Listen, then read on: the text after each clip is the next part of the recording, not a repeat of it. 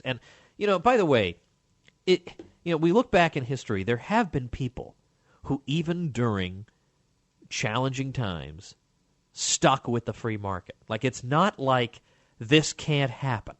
It's not like this can't be done. It's not like we all have to jump on board the George W. Bush, I had to violate the free market in order to save the free market school of thought. And by the way, he did say that, if you can believe that. And of course you can believe that because that was probably actually one of the more coherent things the guy said over 8 years. So you look back in U.S. history, look at, who's the best president in U.S. history? Think about this. This comes up a lot. I'm a U.S. historian. I have a lot of books I've written on U.S. history, The Politically Incorrect Guide to American History being one of them. And people always want to know, who's your favorite U.S. president?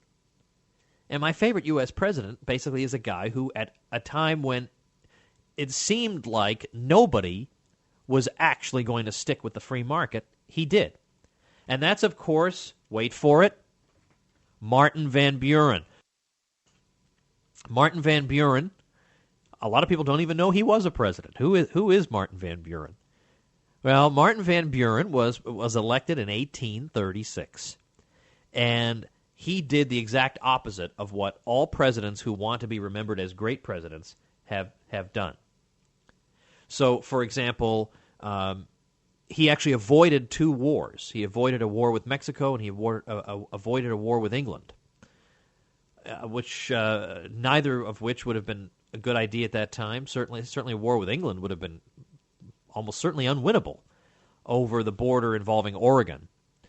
But also, this is the time of the Panic of 1837, and the country is in rough shape economically. And it seems like, well, we have to have some kind of government intervention. And during the Panic of 1837, and basically Van Buren said, no, that is not the role of the federal government. Nope, we're not going to have any special government programs. Nope, absolutely not. And that was it. And so he refused to do it.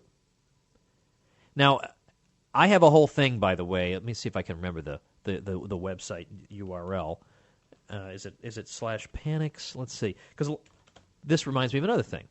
When I talk about Panic of 1837, people say, look, you end the Fed jerks. And by the way, any of these Senate candidates whom I'm looking at, like David Fisher, for example, is a possible Senate candidate in Iowa. And he would be a modern-day Martin Van Buren, in that his view would be the government has certain roles, which I may disagree with him on that, but it has to do a few things, but it doesn't do any of these other things.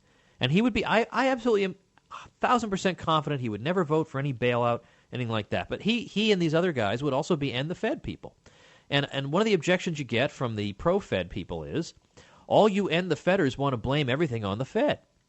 But how can you blame all these economic cycles and panics that we had in the 19th century on the Fed? We didn't even have the Fed at that time, and look at how unstable the economy was with booms and busts and up and down, and what are you going to say about that? So I finally, because I get this objection constantly, when I keep getting a question or an objection, basically I make a web page to respond to it. So I did a page on my website where I put all the resources all the stuff I've written on this stuff, what caused the panics of the 19th century. It wasn't the free market, and no, it wasn't the Fed, I'll grant you that, but it was not the free market.